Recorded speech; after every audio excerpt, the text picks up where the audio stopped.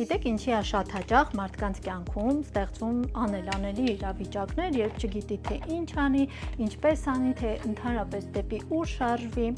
Նայեք, երբ որ մարդը մտածում է մի բան, խոսում է մեկ այլ բան ու կատարում է լրիվ ուրիշ գործողություններ, այսինքն էներգիան, այդ ամբողջ էներգիան տարբեր ուղղություններով է ցրվում, ու այդ մարդը չի կարողանում հասնել իր նպատակակետին։